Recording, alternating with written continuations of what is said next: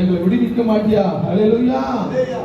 நம்மளும் தேவனுக்கு முன்பாக நம்ம அடிமைத்தனம், நம்ம என்ன செய்யறதுன்னு தெரியல, ஒரு பயத்தின் ஆவி, குடும்பத்தை குறித்து ஒரு பயத்தின் ஆவி, குடும்ப சூழ்நிலையை குறித்து ஒரு பயத்தின் ஆவி நம்ம வாழ்க்கையில் இருக்குமானால், நீங்கள் கண்ணீரோடு கூட தேவனுக்கு முன்பாக நீ எழுந்து நிமிர்ந்து கர்த்தரை நோக்கி கூப்பிடும் போது கர்த்தர் உன் நுகத்தடியை கர்த்தர் முறிக்க வல்லவராக இருக்கிறார்.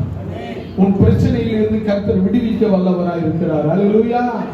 உன் போராட்டத்திலிருந்து, உன்னுடைய எல்லா வறுமையில இருந்து கர்த்தர் உன்னை விடுவிக்க வல்லவராக இருக்கிறார்.